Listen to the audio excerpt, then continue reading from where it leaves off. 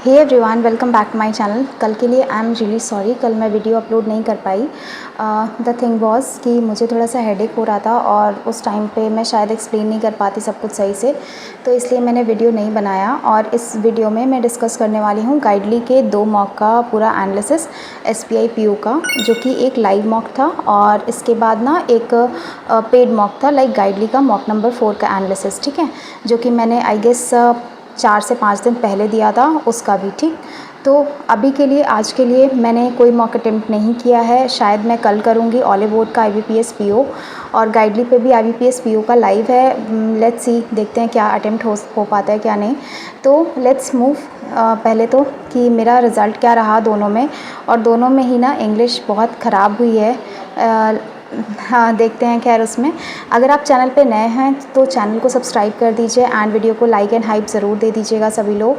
And also जो Telegram channel की link है, अगर किसी को कुछ डाउट है मुझसे कनेक्ट करना है तो टेलीग्राम चैनल की लिंक है डिस्क्रिप्शन में है, उसको आप ज्वाइन कर सकते हैं। ठीक है, और आप लोग अपना कमेंट सेक्शन में स्कोर शेयर करना आप लोग का कितना बना। ठीक है, तो चलिए, ये है ना गाइडली का लाइव मॉक टेस्ट, जो कि all India live mock test था 5th नंबर का, और ये फ्री फॉर ऑल था। ठीक है, इसमें मैंने कहा था ना मेरे इतने अच्छे मार्क्स नहीं आए, लाइक कमेंट सेक्शन में ही पूछा था किसी ने, तो मैंने कहा था मेरे इतने अच्छे मार्क्स नहीं आए।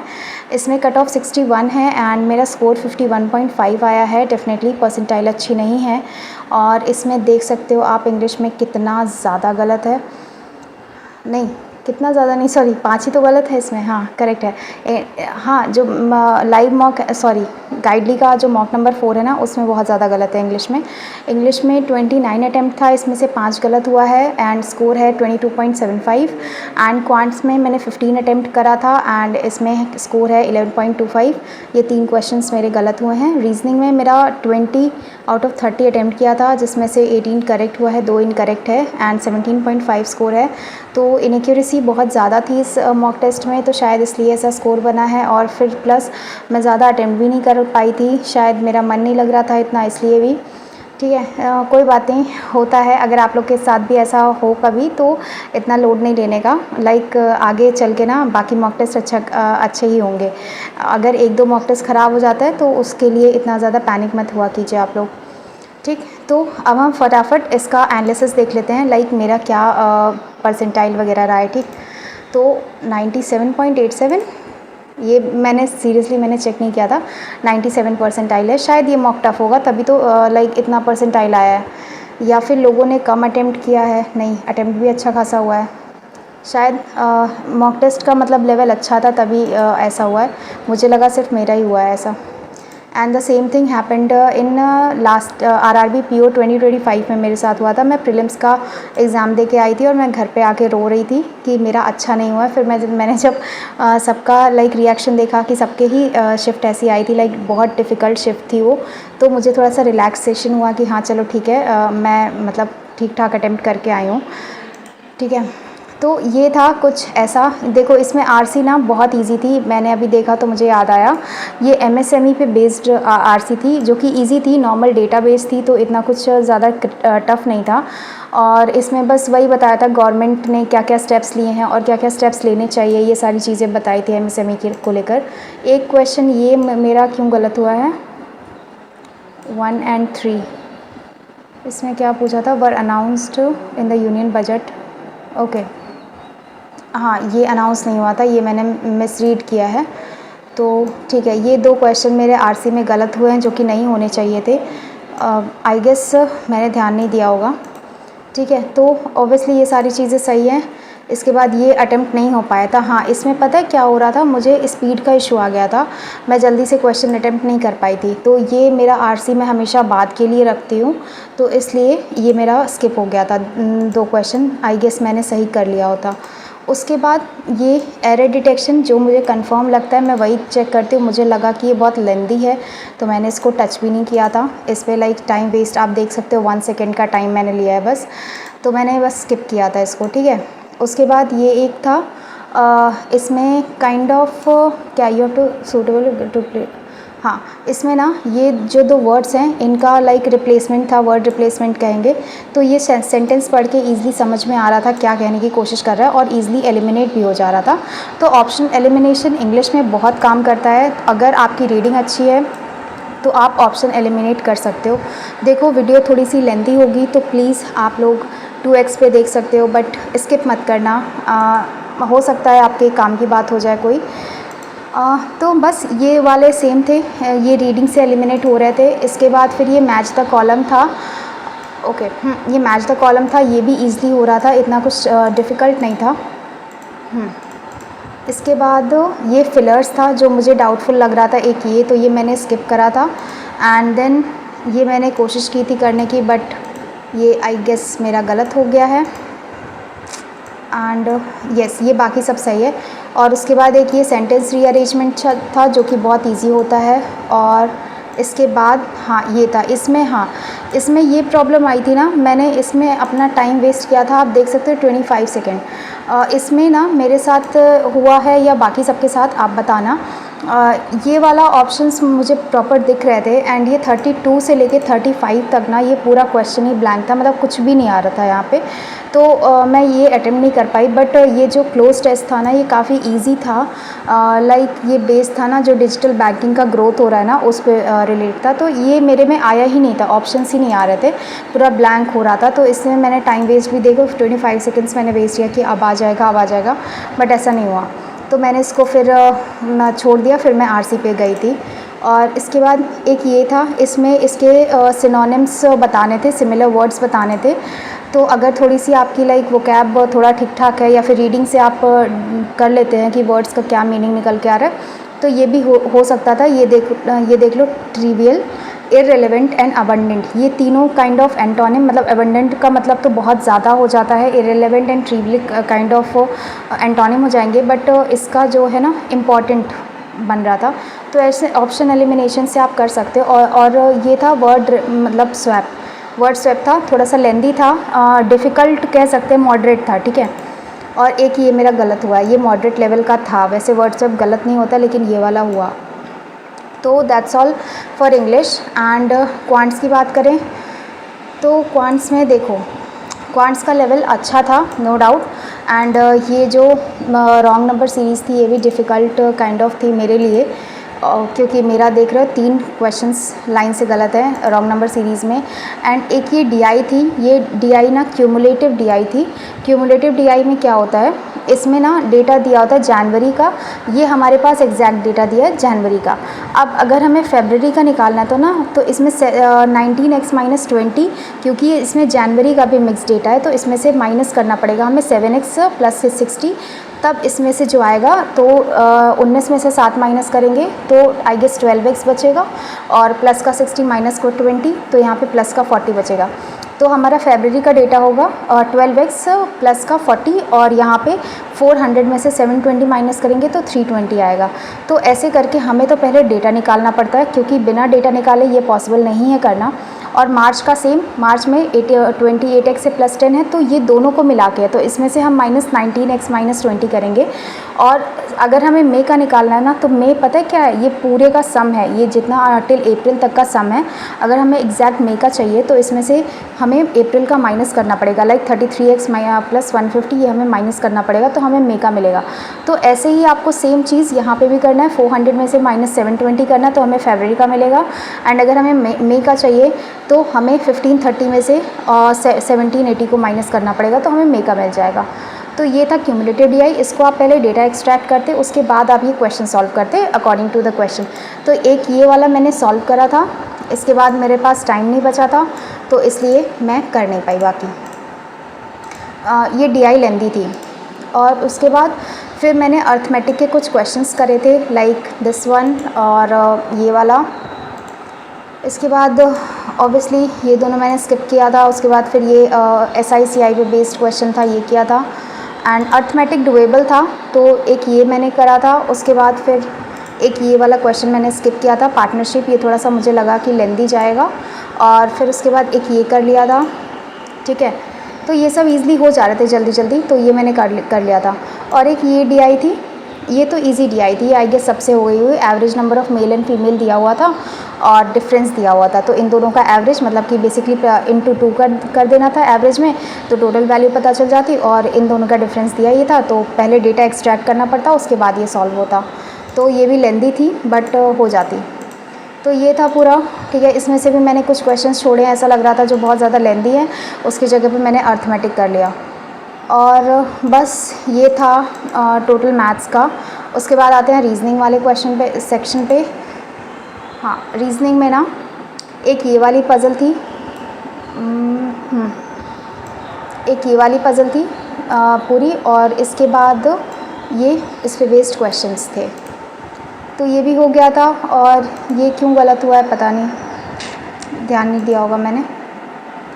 और ये वाला मैं मतलब ये वाला जो था वो बन गया था, लास्ट में मैं बस आंसर मार्क नहीं कर पाई थी इसका।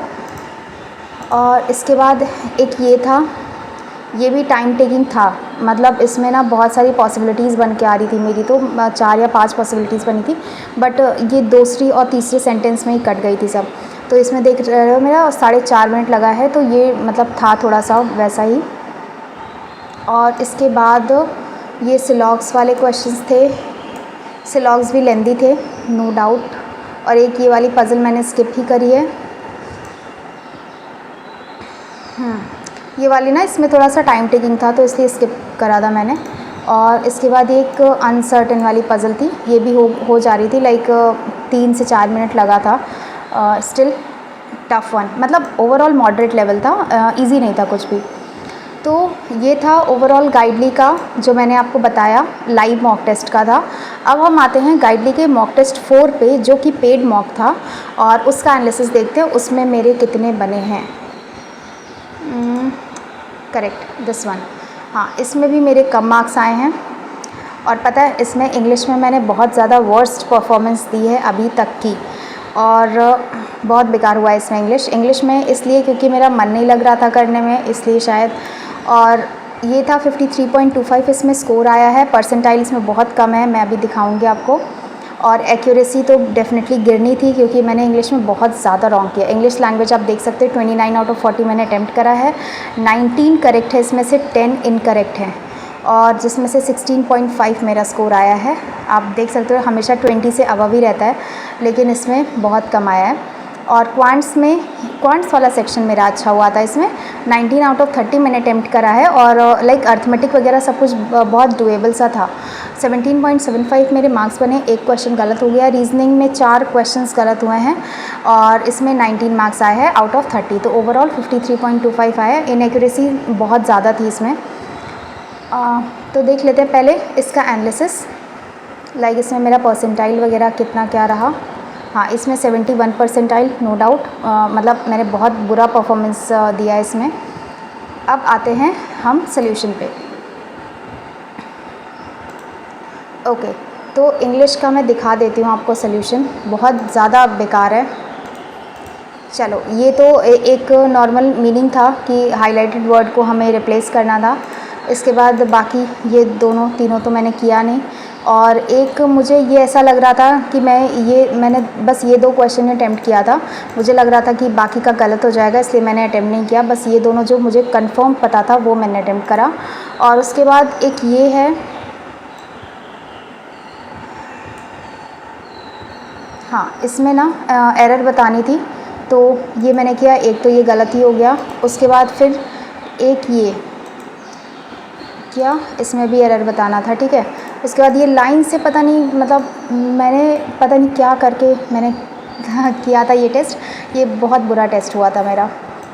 और उसके बाद ये वाला था, हो गया था ईज़िली। फिर इसमें भी एक गलत, और उसके बाद इसमें आरसी में भी एक गलत हुआ था, बाकी तो सब सही थे। और इसके बाद ये मैच द कॉलम, वैसे तो मेरा गलत होता नहीं है, लेकिन जब ये वाला आ जाता ना, मेरा इंग्लिश में ना अगर एरर डिटेक्शन के बाद अगर कुछ रॉन्ग मतलब कुछ गलत होता है, तो ये जो कनेक्टर्स वाले होते हैं ना, वो गलत होते हैं मेरे। तो इसलिए इसमें भी कनेक्टर्स का यूज़ किया था मैच द कॉलम में, तो ये गलत हो गया मेरा। और बाकी तो मैंने सॉल्व नहीं किया, क्योंकि मुझे पल्ले नहीं पड़ रहा था। और यस, बाकी तो ये सब हो गया था। अब मूव करते हैं इंग्लिश में। ऐसा कुछ था नहीं, बहुत बुरा परफॉर्म किया था मैंने। हाँ, क्वांट्स में आते हैं। क्वांट्स में मैंने अच्छा किया। लाइक ये तो एक इजी टीआई थी जिसमें number of car and bikes का दिया हुआ था डेटा, एंड कार का डेटा दिया था 60%, तो मतलब बाइक 40%, तो इसमें से डेटा निकाल लेते और फिर सॉल्व हो जाती। तो ये सारी डीआई ईज़िली हो गई थी। एंड देन एक ये अर्थमेटिक का क्वेश्चन था, ये भी parameter of circle mean circumference of circle और एरिया ऑफ सर्किल, इन दोनों का रेशियो दिया हुआ था और इससे हमारा रेडियस आ जाता। रेडियस की जो वैल्यू आई थी उसमें +4 साइड का स्क्वायर और पैरामीटर पूछा था, तो आई गेस हाँ 9 आया था टोटल रेडियस, और इसमें 4 प्लस किया था तो 13, एंड देन पैरामीटर 13 × 4 होता है 52 सेंटीमीटर। अगर कोई आपको बैकग्राउंड नॉइस आ रही होगी ना तो प्लीज़ थोड़ा सा इग्नोर करना। मैं शाम के टाइम में वीडियो बना रही हूँ ना, तो थोड़ा सा डिस्टर्बेंस है। एंड ये मेरा क्यों गलत हुआ ये मैंने नहीं देखा था। ओके, ये एफिशिएंसी भी निकल गई थी। अच्छा, तो इसमें मेरा 10 यूनिट्स पर डे। ओह, मैंने इसमें पता क्या गलत किया है, डी एफिशिएंसी ऑफ डी ना 200% मोर देन दैट थी, तो मुझे 300% करना था, बट मैंने 200% ही कर दिया है, तो इसलिए ये मेरा गलत हो गया है। और इसके बाद यस दिस वन ये भी कर लिया था, इजी था, रेशियो बेस्ड था। इसके बाद ये लाइन से हाँ ये वाला थोड़ा सा था, मतलब मेंस टाइप में थोड़ा सा आता है, बट मैंने इसको स्किप किया। और एक ये था स्टेटमेंट बेस्ड, ये भी मैंने स्किप करा था। फिर यहाँ से अप्रॉक्सीमेशन था, ये तो स्कोर गेनिंग होता है, मतलब ये मैंने कर लिया था। और इसके बाद फिर ये SICI का क्वेश्चन और ये बोट एंड स्ट्रीम का, बाकी सब हो गया था, ठीक है। और ये कुछ मैंने स्किप करा था। अब ये एक लास्ट में DI थी, इसमें भी ना डेटा आपको डायरेक्टली दिया होता 900 और यहाँ परसेंटेज फॉर्म में दिया होता, तो पहले तो इसको एक्सट्रैक्ट करना था। इसके बाद ये क्यूमुलेटिव नंबर्स का दिया हुआ था। क्यूमुलेटिव नंबर मीन्स कंटिन्यूसली बढ़ते जा रहे, तो इसका हमें निकालना था। मंडे को 60 है, ये हमें पता है। फिर ट्यूसडे को 60 - 120 करेंगे तो ट्यूसडे का 60 आ जाएगा। वेंसडे को 120 - 160 करेंगे तो 40 आ जाएगा। एंड थर्सडे का 160 - 260 करेंगे तो थर्सडे का 100 आ जाएगा। तो हमें एग्जैक्ट डेटा निकालना था। इसके बाद फ्राइडे का हमें माइनस करना है 260 - 320, मतलब 320 - 260, तो ये हमें माइनस करना था टोटल। तो ये हमें फ्राइडे तक का मिल जाएगा। तो ये होता है क्यूमुलेटिव, इसमें ना कंटिन्यूसली सब कुछ ऐड होते जाता है। तो कुछ ऐसा था। अब ये एक्सट्रैक्ट करके ये बाकी क्वेश्चन सॉल्व करने थे, इजी था, मतलब ये वाला मैंने स्किप किया था। उसके बाद आते हैं रीजनिंग वाले सेक्शन पे। रीजनिंग में सारी अप्रॉक्स एक को छोड़ के और एक अनसर्टेन को छोड़ के सारी पजल्स वेरिएबल बेस्ड थी। और हाँ, मेरा इसमें टाइम लगा था। देखो इसमें एक था पॉइंट, ये who neither lives on D, who neither lives on prime number floor nor has an SUV। तो प्राइम नंबर फ्लोर में मैंने क्या किया था ना, मैंने 4 और 6 पे डी को रखा था। उसके बाद फिर मेरे दिमाग की बत्ती चली और मैंने फिर फर्स्ट पे डी को रखा। मैंने सोचा फर्स्ट भी तो प्राइम नंबर नहीं है, तो ये मैंने एक मिस्टेक करा था इसमें। बट हाँ लास्ट मतलब पकड़ लिया था कि क्या कहाँ जा रहा है, गड़बड़ हो रहा है। उसके बाद एक ये पज़ल थी जो कि ईज़िली डूएबल थी, 9 पर्सन्स थे। और इसके बाद ये वाली पज़ल मेरी क्यों गलत हुई है मुझे नहीं पता, अभी ना मैंने इसका एनालिसिस भी नहीं किया है।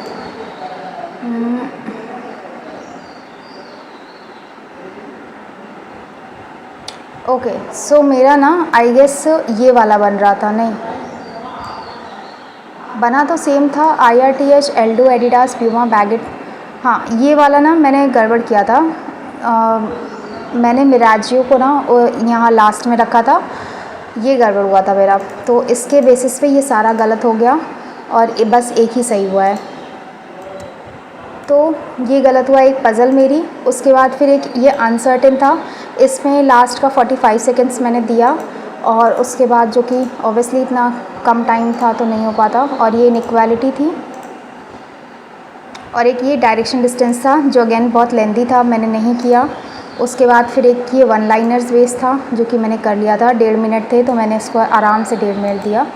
और इसके बाद ये चाइनीज़ कोडिंग थी जो कि ईज़िली हो गई थी। तो ये था ओवरऑल पेपर का लेवल, ठीक है। Mock test number 4। तो हाँ, ये था पूरा overall mock test. 2 mock test थे इसमें, जिससे टोटल 17 मॉक्स मेरे एसबीआई पीओ के कंप्लीट होते हैं। और आप लोग अपना स्कोर बताना कमेंट सेक्शन में। अगर आपको कोई डाउट हो या फिर किसी क्वेश्चन में क्वेरी हो तो आप कमेंट सेक्शन में मुझसे पूछ सकते हैं, और या तो फिर टेलीग्राम चैनल ज्वाइन कर सकते हैं। येस, अगर गाइडली का आपको कुछ भी परचेज़ करना है लाइक मॉक टेस्ट या फिर पीडीएफ बंडल, तो आप मेरा कोड RS12 यूज़ कर सकते हैं, जो कि आपको स्क्रीन पे दिख जाएगा ऊपर लाइनिंग में, ठीक है। तो आपको कुछ भी परचेज़ करना हो तो अच्छा ऑफ़र चल रहा है गाइडली पे, तो वो आप परचेज़ कर लेना, RS12, ठीक है। तो मिलते हैं अब नेक्स्ट वीडियो में। ये वीडियो थोड़ी सी लेंदी हो गई है, आप इसको 2x पे देख लेना। अब मिलते हैं नेक्स्ट वीडियो में, तब तक के लिए bye everyone, thank you so much, bye.